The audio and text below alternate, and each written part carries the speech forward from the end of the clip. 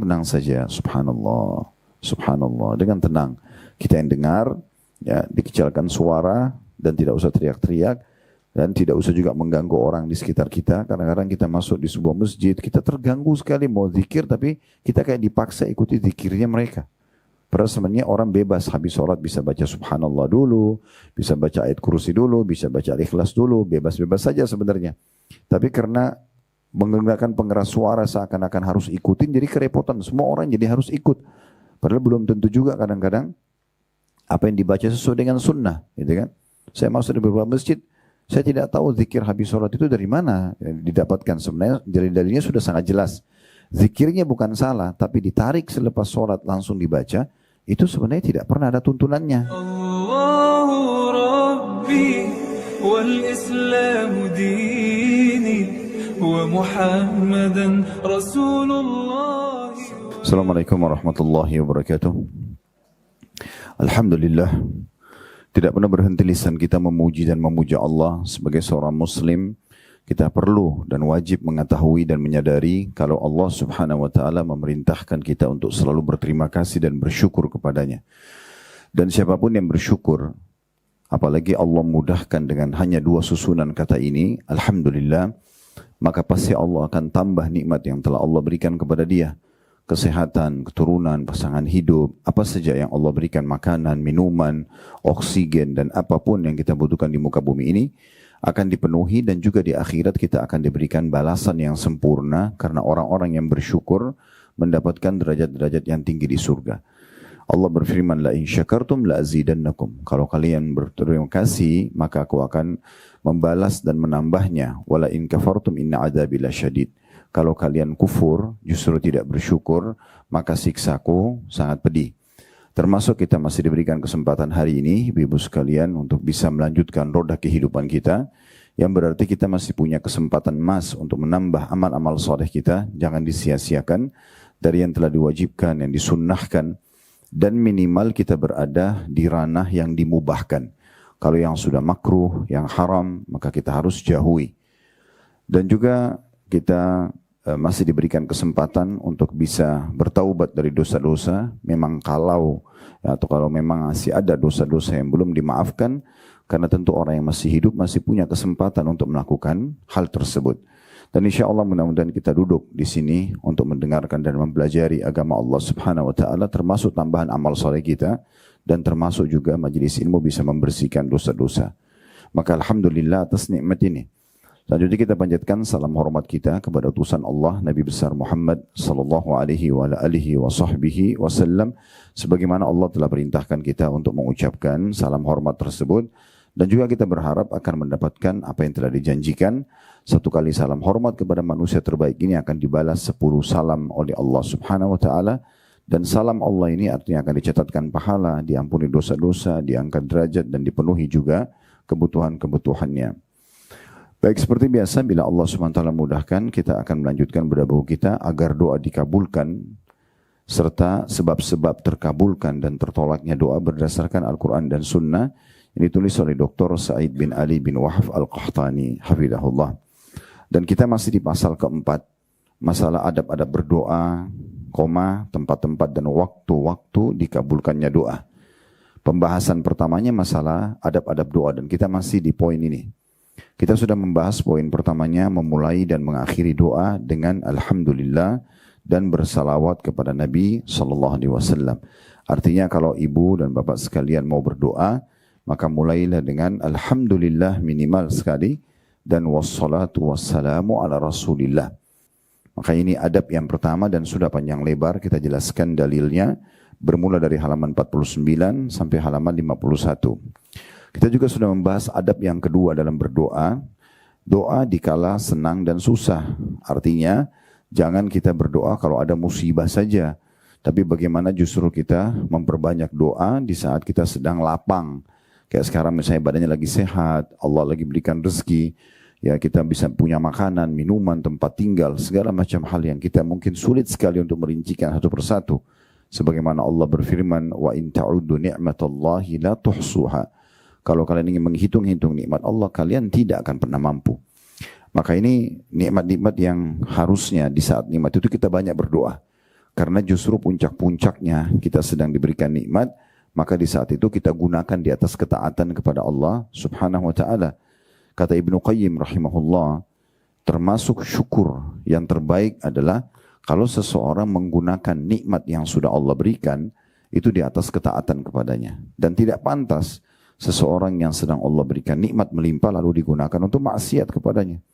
Oleh karena itu ini termasuk syukur kepada Allah Subhanahu wa taala.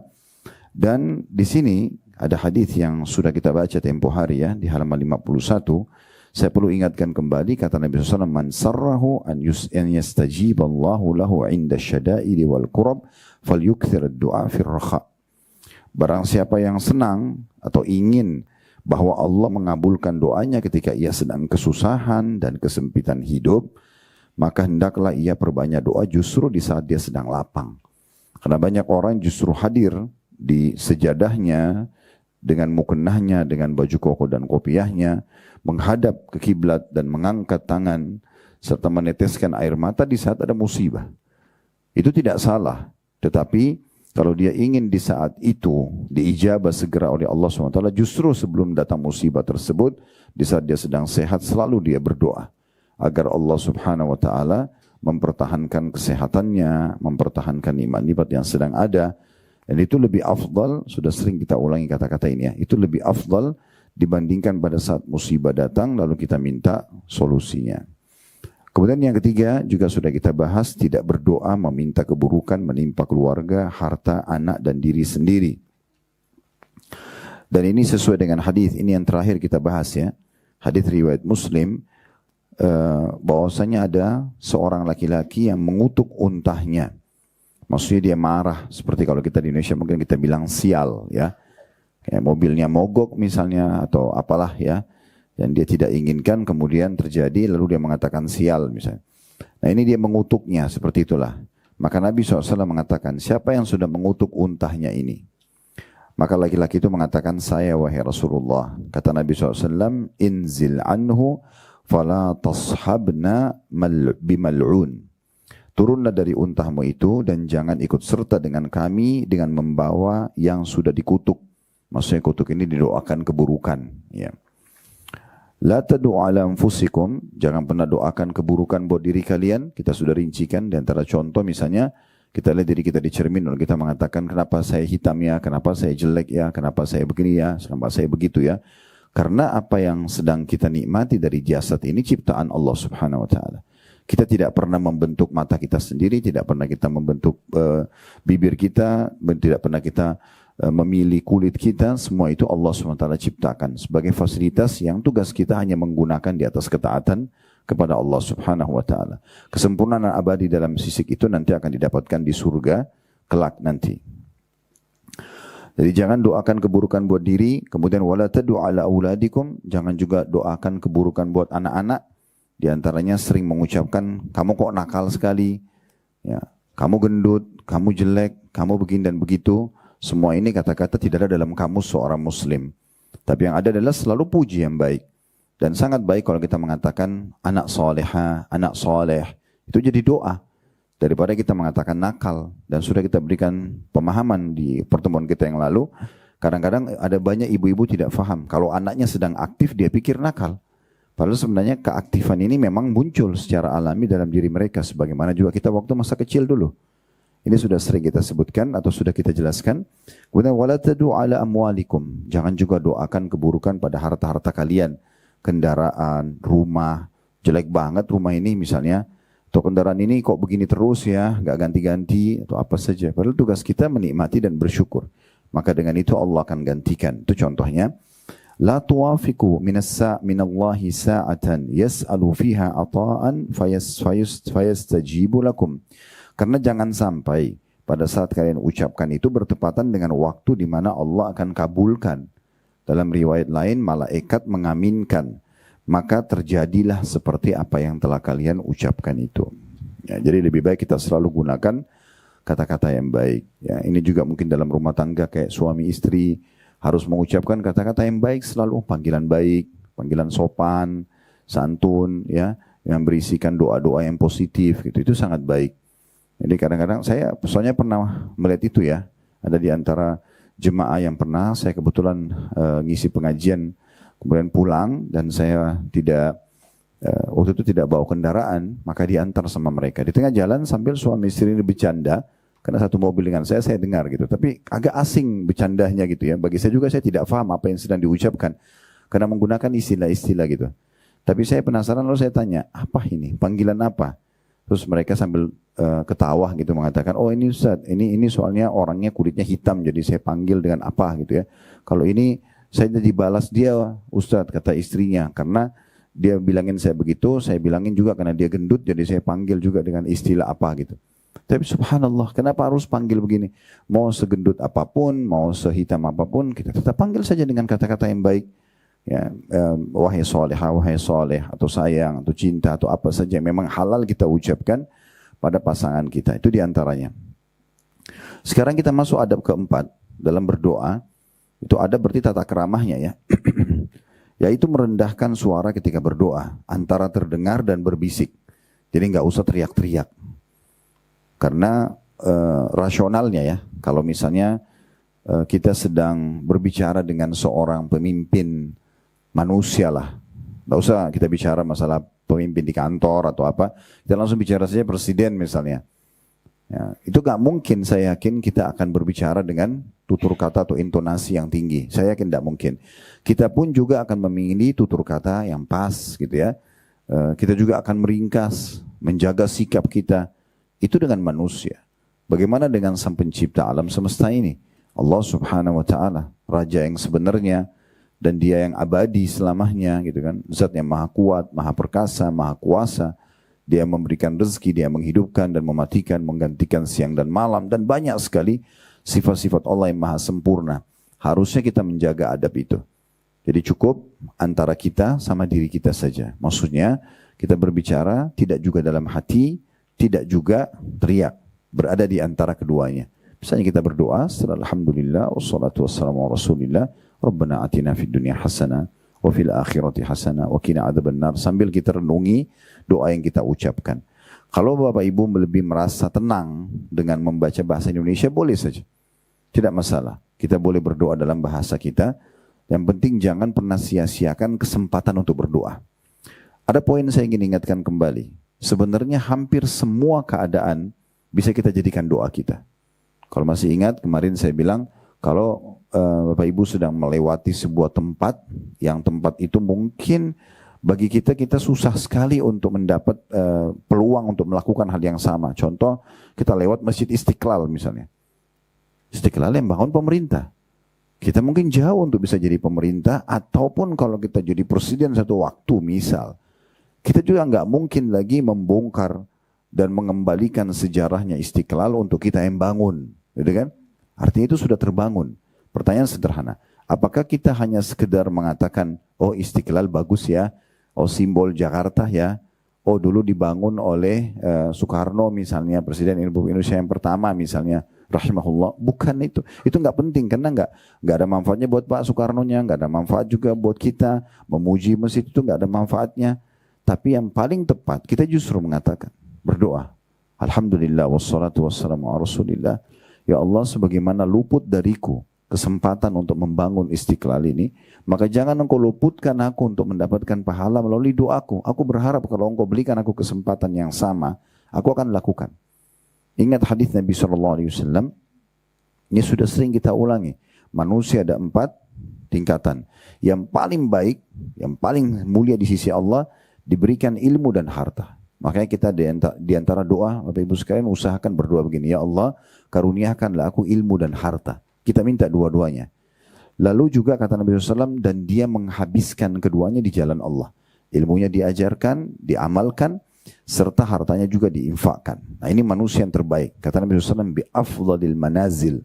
Posisinya yang paling baik. Gitu. Nah kemudian yang kedua adalah orang yang diberikan ilmu tanpa harta. Dia nggak ada hartanya, tapi dia tahu bangun masjid itu pahalanya besar, bangun jalan, fasilitas umum misalnya, atau berinfak untuk fakir miskin. Dia tahu itu besar sekali pahalanya, tapi dia nggak punya kemampuan. Apa kata Nabi SAW? Tapi dia dengan ketulusan hatinya mengatakan, ya Allah, andai saja engkau memberikan aku kesempatan seperti orang itu, golongan yang pertama tadi, yang dikasih ilmu dan harta dan sibuk menghabiskan jalan Allah, aku juga akan buat yang sama. Apa kata Nabi SAW? Fahuma fi ajri sawa. Maka keduanya sama pahalanya. Artinya kita bisa meraih pahala itu. Daripada hanya sekedar mengenang Istiqlal dibangun oleh fulan dan fulan misalnya.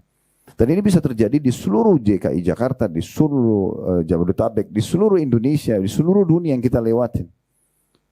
Bahkan kita bisa berniat, tidak ada salahnya niat untuk Masjidil Haram Mekah, Masjid Nabawi di Madinah, karena kita nggak ada peluang membangunnya. Tapi apakah kita bisa mendapatkan pahala seperti para orang yang punya andil di situ? Enggak. Kita bisa dapatkan. Kita tidak bisa masih punya peluang untuk mendapatkan pahalanya, gitu ya. Dengan cara kita niat berdoa kepada Allah Subhanahu wa taala. Jadi jadikan semua peluang kebaikan. Bapak Ibu lihat ada orang yang bakti sama orang tuanya, ya Allah kalau seandainya Engkau berikan aku kesempatan yang sama, Aku akan buat. Ada orang yang sibuk apa saja. Bahkan majelis taklim seperti ini mungkin tidak semua orang bisa melakukannya. Kenapa kita nggak bilang kalau seandainya Allah Engkau berikan aku kesempatan, aku juga akan buat yang sama misalnya, contoh. Atau kita lihat seorang dai mungkin punya banyak ceramah-ceramah yang tersebar, banyak menjadi penyebab hidayahnya orang. Lalu kita bilang, ya Allah kalau Engkau berikan kesempatan yang sama, aku akan buat. Semuanya kita bisa jadikan sebagai doa kita, semua kebaikan. Dengan ini peluang-peluang mendapatkan pahala sangat terbuka.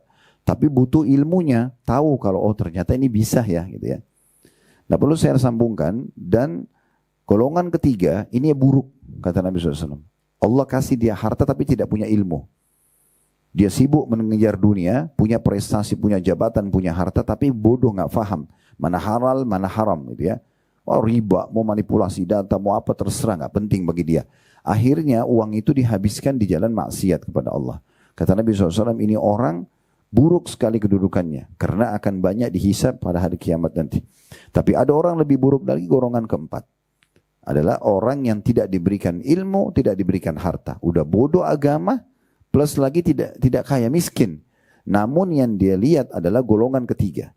Yang sibuk mungkin menghabiskan hartanya zina, judi, buat diskotik, karaoke, segala macam. Yang golongan ketiga. Golongan keempatnya bilang, kalau seandainya saya punya peluang yang sama, saya akan buat seperti orang itu. Kata Nabi SAW, fahuma fi wazri sawa.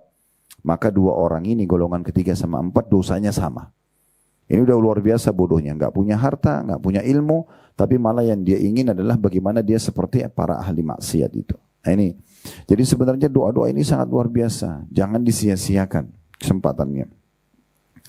Di sini di dalam masalah merendahkan suara ketika berdoa, menjaga adabnya, disebutkan beberapa dalil oleh penulis. Ya. Yang pertama ada huruf A di situ kecil, berarti ini dalil yang pertama di poin nomor 4.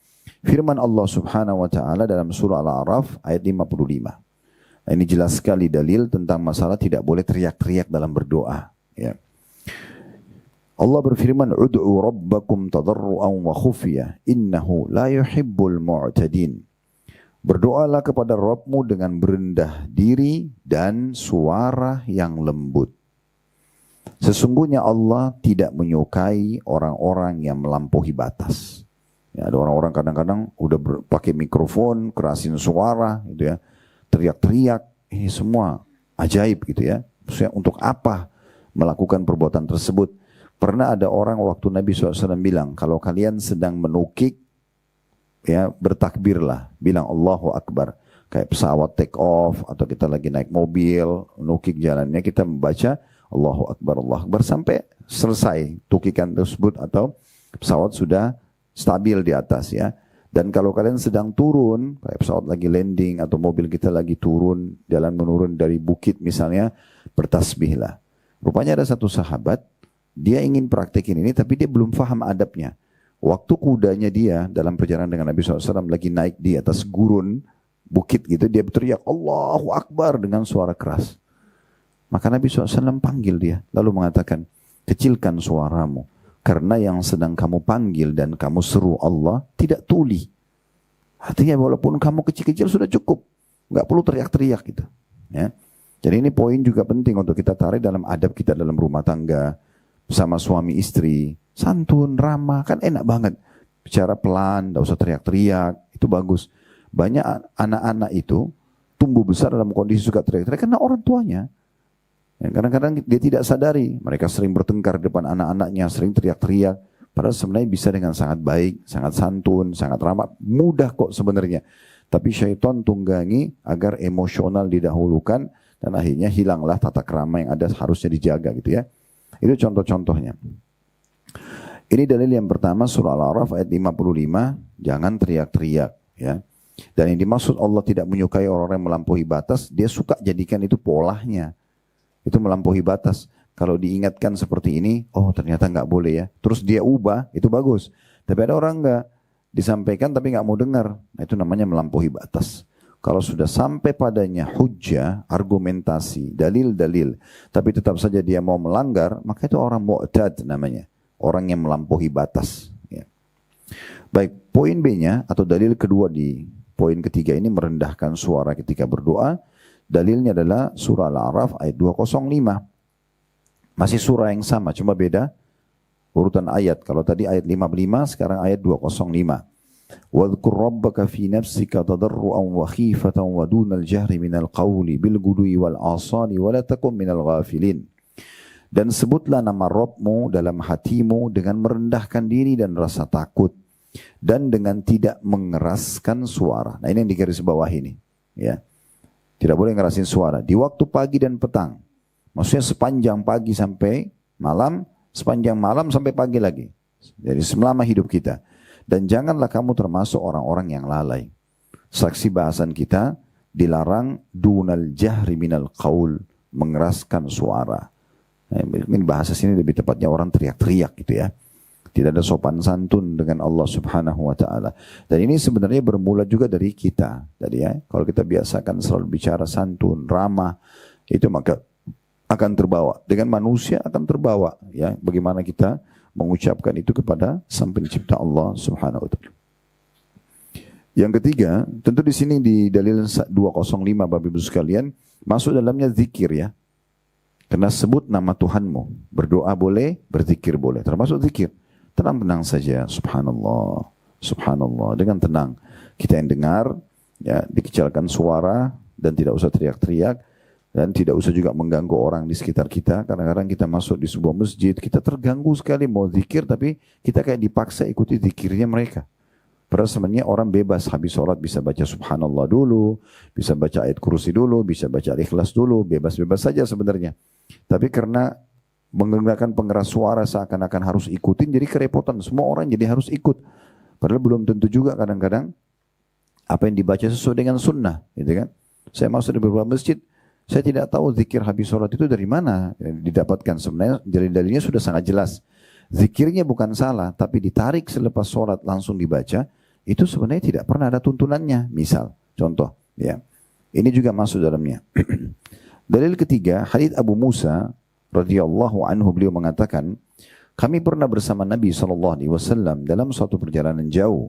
Lalu orang-orang ada yang berteriak, bertakbir. Maka Rasulullah SAW bersabda, irba'u ala anfusikum, innakum la tad'una asam wala ghaiba, innakum tad'una sami'an qariban wa huwa ma'akum. Wahai sekalian manusia, rendahkanlah suara kalian. Sesungguhnya kalian tidak menyeru Tuhan yang tuli dan jauh. Sesungguhnya ya, kalian menyeru Tuhan yang maha mendengar dan maha dekat, dan dia selalu bersama dengan kalian. Footnote nomor 20 di bawah, diriwayatkan oleh Imam Bukhari dan juga Imam Muslim. Riwayat ini tadi yang sudah kita sempat singgung ya. Tapi ini bentuk riwayat yang lain cuma semakna. Artinya ada orang yang sempat bertakbir dengan suara keras, akhirnya ditegur oleh Nabi SAW. Artinya di sini dikatakan Allah bersama kalian dengan ilmu dan pandangannya, karena kata bersama memiliki dua makna, bersama dalam pengertian umum dan bersama dalam pengertian khusus. Adapun pengertian umumnya adalah Allah mengetahui dan mengawasi hamba-hambanya, dan dia di atas arsy-Nya, singgasananya, sesuai dengan keagungannya, dan dia maha mengetahui segala apa yang ada di dalam diri hamba-hambanya. Tiada yang tersembunyi baginya. N-nya besar kata ganti Allah. Adapun bersama dalam pengertian khusus, yakni Allah bersama orang-orang mukmin dengan memberikan pertolongan, taufiknya, ya, dan juga petunjuk bagi hamba-hambanya yang mukmin. Jadi dari dalil yang ke C atau poin yang ketiga ya, dari dalil ketiga dari poin keempat merendahkan suara, ini berlaku juga pada zikir dan doa. Ya, zikir dan doa. Ini bahkan pernah ada satu riwayat, kalau Bapak Ibu membaca tentang kisah peperangan Nabi SAW menuju atau mengepung benteng Khaybar, benteng orang-orang Yahudi, kurang lebih sekitar 170-180 kilo dari kota Madinah ya. Sekarang lagi proses renovasi. Kalau itu sudah dibuka oleh pemerintah Saudi itu sangat bagus ya. Nah, itu boleh kita datang ke sana untuk melihat ada 9 benteng Yahudi yang pernah dikepung oleh Nabi SAW. Kami pun di travel yang Allah amanahkan di Uhud Tour ini kami pernah bawa jemaah ke sana dan memang kebetulan judulnya Umroh Sirah Nabawi. Jadi kita keliling ke lokasi-lokasi peperangan dan kita memang langsung saya berdiri dekat benteng-benteng itu bersama jemaah dan menceritakan tentang kisah ya peperangan yang terjadi. Karena perang Khaybar ini termasuk perang yang sangat penting untuk diketahui kisahnya selain perang Badar, selain perang Uhud dan seterusnya. Tapi pada saat itu, waktu para sahabat melihat benteng Khaybar, mereka dan melihat beberapa orang Yahudi yang sempat mengembalakan kambingnya di luar benteng, kemudian mereka lihat pasukan muslimin, mereka melarikan diri, maka para sahabat teriak dengan suara keras, Allahu Akbar, suara keras sekali. Ini di medan perang. Maksudnya di lokasi musuh, memang harusnya kita nakut-nakutin musuh. Tapi Nabi SAW tetap mengatakan hal yang sama. Jangan kalian berteriak-teriak. Gitu kan? Bahkan Nabi SAW mengatakan, jangan kalian berharap bertemu musuh. Berharaplah kalau musuh dengar kalian takut, mereka pergi. Atau mereka menyerah. Tetapi kalau musuh itu melawan, maka kokohkan kaki kalian. Lalu Nabi SAW juga mengingatkan tentang masalah jangan kalian teriak-teriak karena yang sedang kalian seru Allah Subhanahu Wa Taala tidak tuli. Ya. Kita boleh menyemangati diri kita tapi jangan berlebih-lebihan. Nah seperti itulah. Kita masuk adab kelima, masalah merendahkan dan menghinakan diri kepada Allah ketika berdoa. Merasa butuh. Ya mungkin rasionalnya kalau Bapak Ibu butuh, misal orang mau pinjam uang dari seseorang. Anaknya sakit misalnya. Seperti apa kira-kira? Seperti apa orang ini meyakinkan pemilik uang agar bisa meminjamkan buat dia? Contoh misal. Saya yakin mungkin dia akan datang, merengek, menangis, mungkin juga melihat ini, memperlihatkan anaknya ini loh, anak saya benar-benar sakit, misal contoh gitu ya. Atau mungkin seseorang ingin dinaikkan jabatannya di perusahaan atau ingin diterima untuk masuk di sebuah perusahaan. Bagaimana dia caranya melamarkan diri atau memohon permohonan tersebut? Kalau seandainya ada, anggap kita semua ini bekerja di satu perusahaan. Ini sebagai contoh saja. Mohon maaf, tanpa mengurangi penghormatan buat Bapak Ibu. Saya yakin mungkin Anda lebih dari itu. Tapi kalau misalnya kita kerja di satu perusahaan dan kita berharap agar naik jabatan kita atau bertambah payroll kita misalnya, gaji. Lalu kita mengajukan sebuah permohonan. Kita ajukan ke dirutnya misalnya. Contoh, kalaupun kita bisa linknya langsung ke dirut ya. Biasanya melalui HRD atau mungkin ada peraturan di perusahaan masing-masing. Intinya kita mengajukan permohonan. Seperti apa kita menulis permohonan itu? Apakah kita tulis, naikkan gaji saya. Kalau tidak saya keluar misalnya. Mungkin segera dikeluarkan. Tapi pasti kita kepada yang terhormat, dirut perusahaan, bapak siapa gitu di tempat gitu ya. Assalamualaikum misalnya saya sudah bekerja mengabdi ke perusahaan kurang lebih 3 tahun. Apakah bisa ada naikkan gaji atau apa saja gitu ya. Dengan menunjukkan misalnya bukti-bukti prestasinya misalnya contoh. Dan atas perhatiannya terima kasih misalnya contoh begitu aja permohonan. Mungkin ada yang lebih santun lagi, mungkin lebih panjang lagi bahasanya itu. Pasti begitu saya yakin ya. Itu poin. Poin yang lain juga pada saat sudah diajukan dan masuk ke meja dirut. Saya yakin tidak mungkin sebagai staf kita menggebrak-gebrak pintunya dirut tersebut. Ayo mana permohonan saya kemarin? Atau kita marah-marah. Masa saya sudah ngajukan seminggu belum dikasih? Atau saya ajukan sebulan belum dikasih? Saya yakin kita sepakat, kalaupun kita mau bertanya, kita akan bertanya dengan bahasa-bahasa yang santun. Kita tidak akan tergesa-gesa, kita akan coba pelan-pelan nanyakan, mungkin melalui HRD-nya, kita mengatakan bagaimana kemarin permohonan saya misalnya, apakah sudah ada respon. Kalau misalnya pun dikatakan belum ada, mungkin tunggu saja. Saya yakin kita akan sabar nunggu. Ini rasional dulu ya, contoh rasionalnya. Kalau dengan manusia kita bisa seperti itu, kenapa dengan Allah SWT kita nggak bisa? Kenapa kita nggak merendahkan diri kita? Menunjukkan kebutuhan kita. Dalam doa, adab doa poin kelima ini, makin kita merendahkan diri di hadapan Allah, makin menunjukkan kita membutuhkan, maka berarti makin dekat dengan diijabah, gitu ya. Karena Allah melihat kita butuh padanya. Dan Allah mau memang kita menunjukkan kebutuhan kita. Ya, itulah sebabnya juga disyariatkan doa. Di sini penulis mengatakan, menjelaskan ad-dora'ah dalam bahasa Arab artinya merendahkan diri. Menundukkan diri dengan memohon. Disebutkan dalam bahasa Arab, yadra' dara'a, atau maaf, dimulai dari dara'a, yadra'u, dara'a, yaitu menundukkan diri dan merendahkan diri. Yang artinya memohon. Ini diantara adabnya. Dalilnya, ada 3 dalil juga, A, B, dan C. Di poin A-nya, Allah SWT berfirman dalam surah Al-An'am ayat 42. فَأَخَذْنَاهُمْ بِالْبَأْسَاءِ وَالضَّرَّاءِ لَعَلَّهُمْ يَتَضَرَّعُونَ فَلَوْلَا إِذْ جَاءَهُمْ بَأْسُنَا تَضَرَّعُوا وَلَكِنْ قَسَتْ قُلُوبُهُمْ وَزَيَّنَ لَهُمُ الشَّيْطَانُ مَا كَانُوا يَعْمَلُونَ. Kemudian kami siksa mereka dengan menimpakan kesengsaraan dan kemelaratan, supaya mereka memohon kepada Allah dengan tunduk merendahkan diri. Jadi ayat ini turun kepada orang-orang yang tidak pernah mau berdoa sama Allah, tidak mau beriman sama Allah. Allah datangkan kesengsaraan pada mereka, penderitaan pada mereka. Akhirnya mau nggak mau mereka harus memohon kepada Allah. Dengan tujuan agar mereka merendahkan diri akhirnya. Memohon kepada Allah SWT. Maka mengapa mereka tidak memohon kepada Allah dengan tunduk merendahkan diri ketika datang siksaan kami kepada mereka? Bahkan hati mereka telah menjadi keras dan syaitan pun menampakkan kepada mereka bagusnya apa yang selalu mereka kerjakan. Artinya makin kita mengadakan atau makin kita terjerumus dalam atau mengalami, lebih tepatnya mengalami satu ujian, lagi sakit, lagi ada masalah terlilit utang, harusnya makin dekat diri kepada Allah.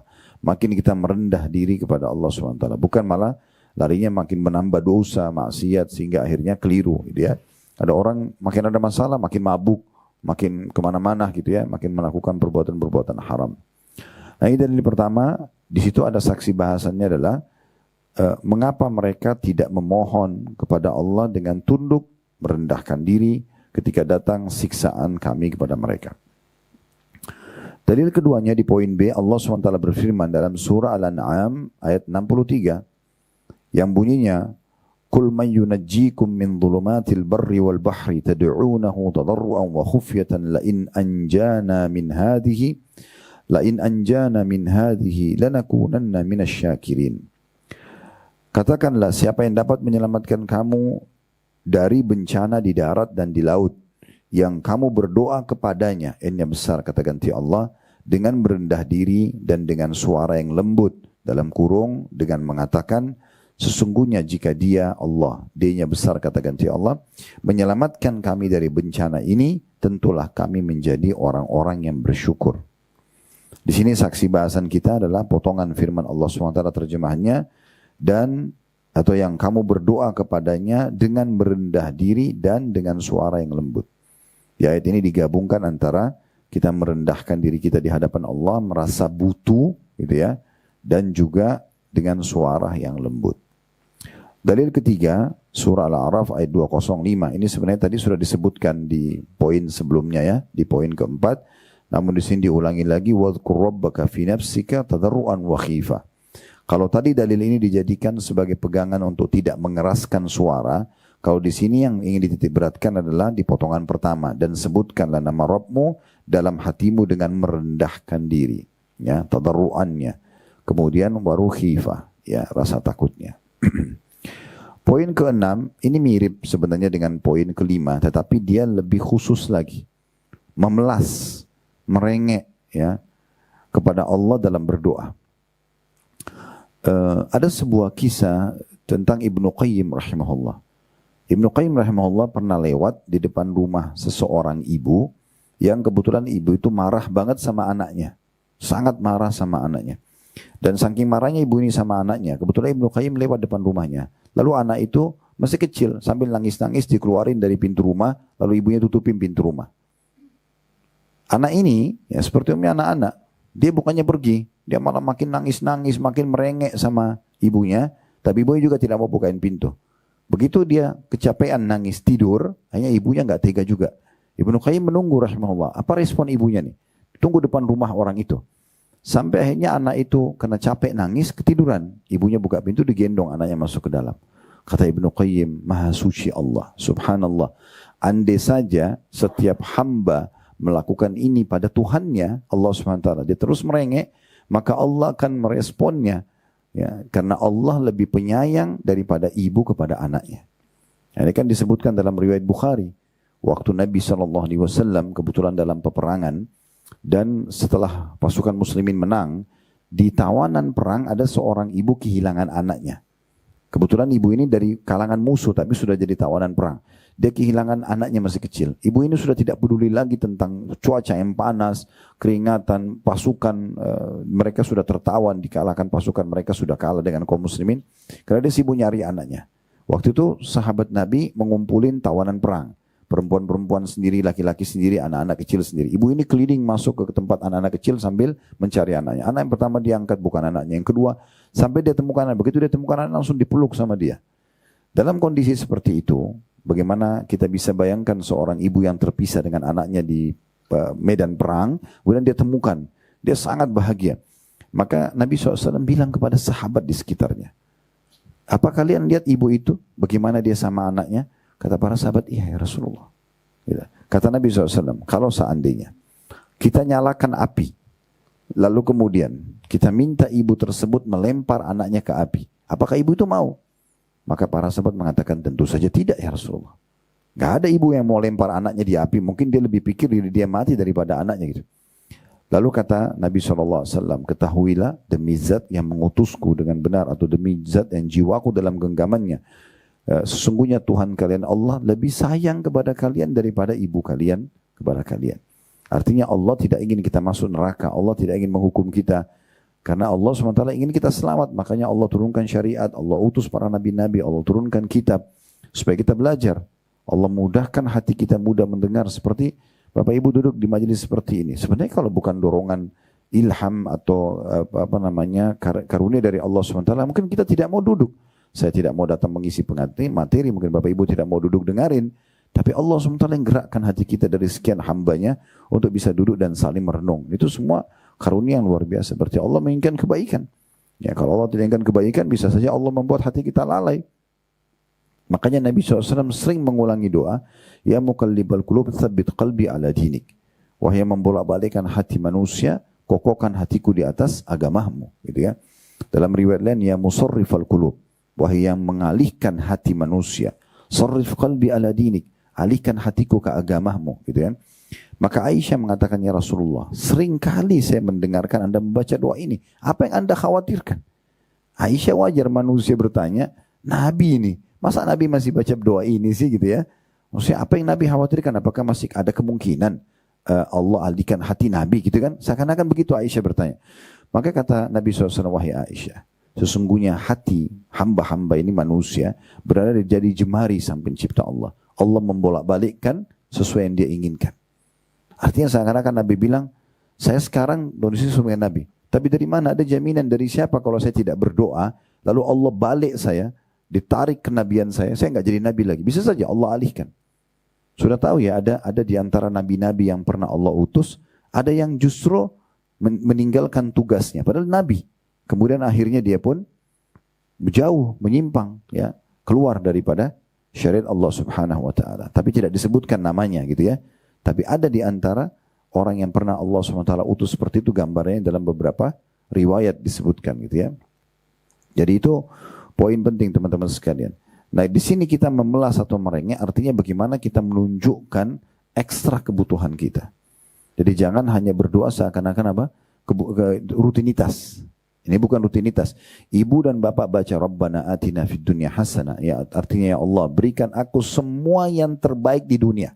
Maksud dalamnya makanan terbaik, minuman terbaik, pakaian terbaik, pasangan hidup terbaik, anak-anak terbaik, rezeki terbaik. Itu namanya hasanah. Kalau kita bilang Rabbana atina fid dunya hasanah, itu maknanya berikan aku yang terbaik di dunia. Semua yang terbaik kasih di dunia. Wa fil akhirati hasanah.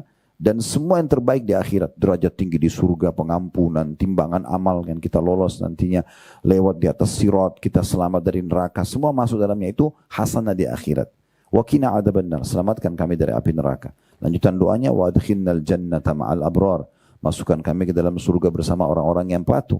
Ya, Ya Azizu ya Ghaffar, wa ya Zat Maha Mulia dan Maha Pengampun, ya Rabbal Alamin, Tuhan alam semesta. Makanya dalam tawaf kita 7 kali disunahkan baca ini, gitu kan? Antara rukun Yamani dengan Hajar Aswad. Selain daripada rukun Yamani sama Hajar Aswad, itu boleh berdoa apa saja. Tapi di rukun Yamani sama Hajar dianjurkan baca ini. Terulang-ulang kita baca doa ini. Karena betul-betul luar biasa. Ini doa mengumpulkan semua yang kita harapkan. Karena minta yang terbaik dunia, terbaik di akhirat. Tapi jangan hanya seperti rutinitas.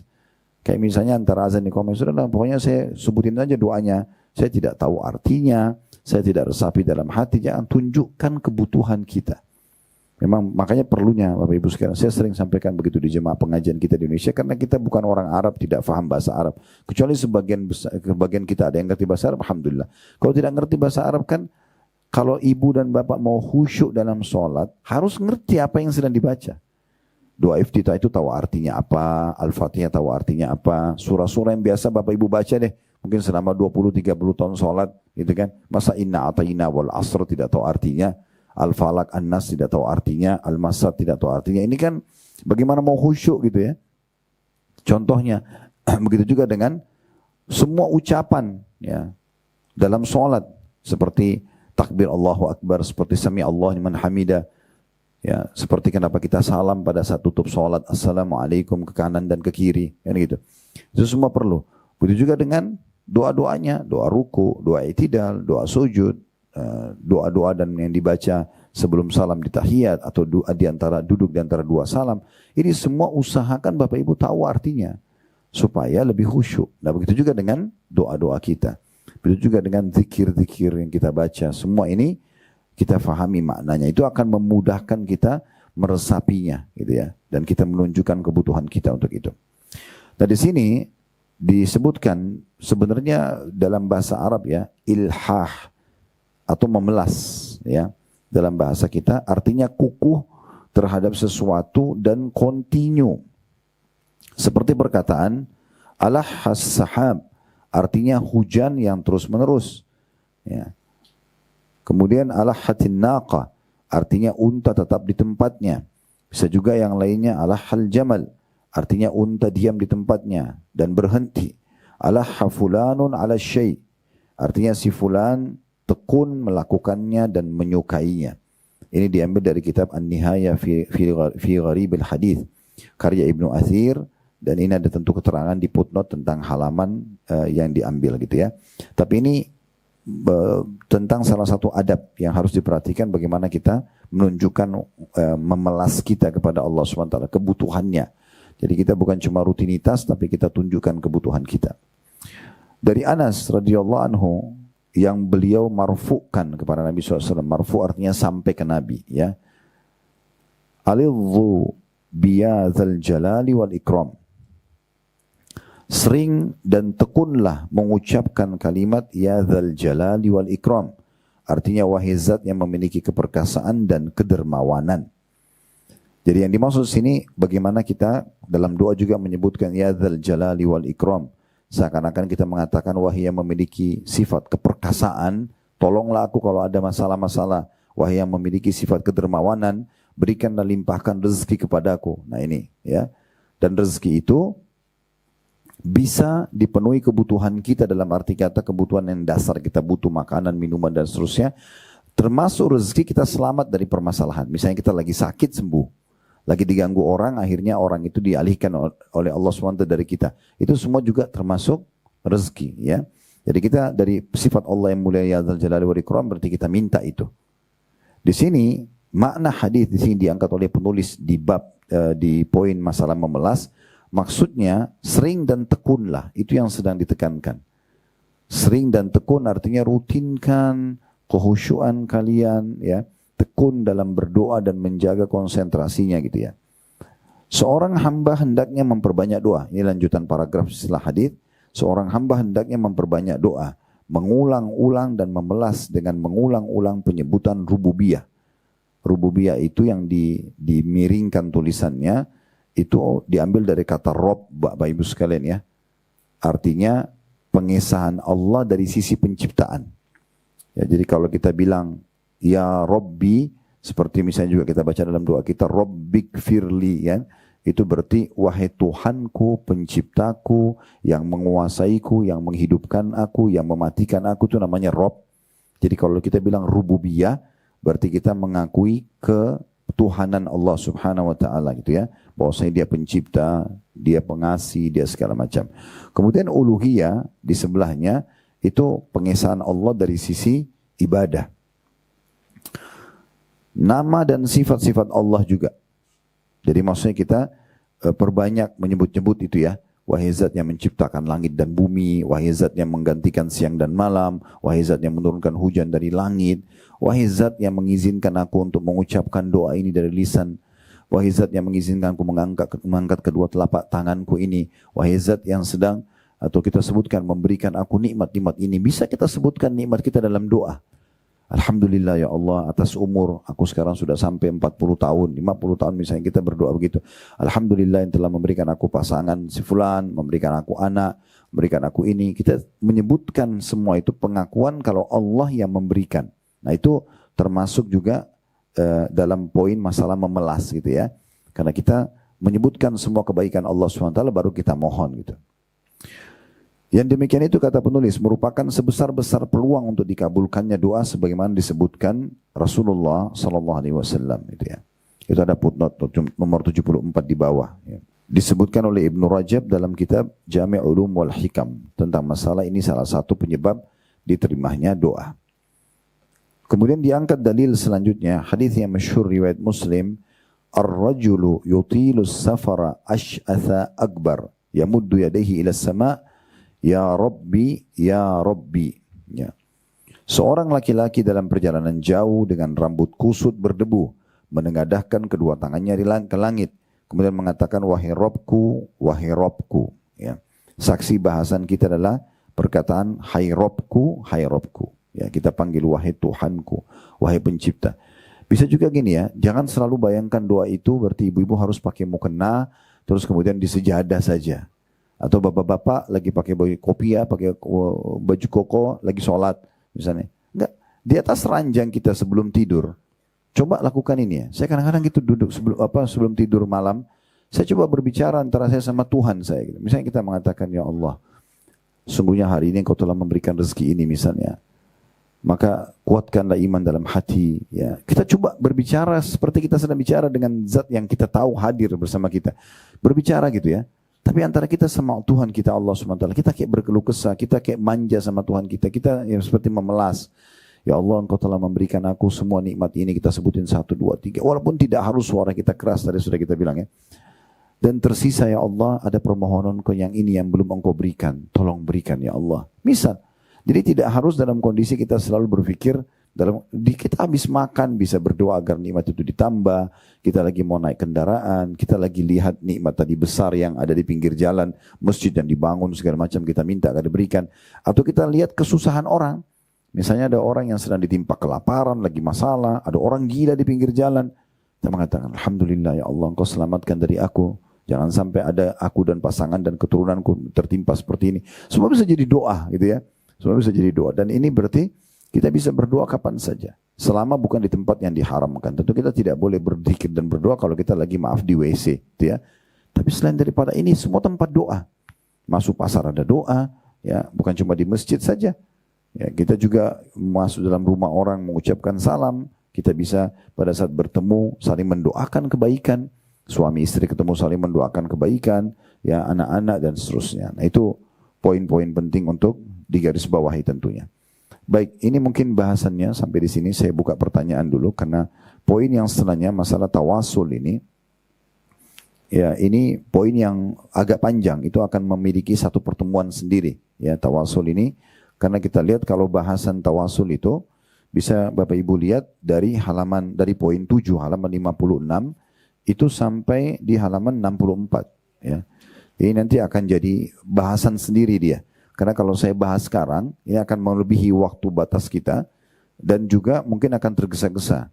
Nah, terlalu padat bahasannya. Maka ini insya Allah kita akan bahas di pertemuan akan datang ditandain aja poin nomor 7. Semoga Allah SWT berkahi majelis kita dan menjadikan ini sebagai ilmu yang bermanfaat, memudahkan kita untuk mengamalkannya, dan semoga seluruh amal-amal soleh yang pernah kita kerjakan, yang sedang kita kerjakan dan akan kita kerjakan sampai menjelang ajal nanti diterima dengan pahala yang sempurna, dan semoga semua dosa kecil ataupun besar, sengaja tidak sengaja, itu yang pernah kita kerjakan dimaafkan oleh Allah SWT, bahkan dengan kemahmurahannya diganti menjadi pahala.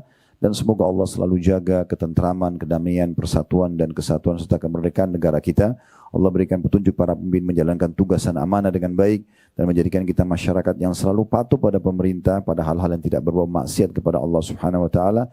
Dan semoga Allah selalu majukan negeri kita menjadi contoh bagi negeri-negeri yang lain.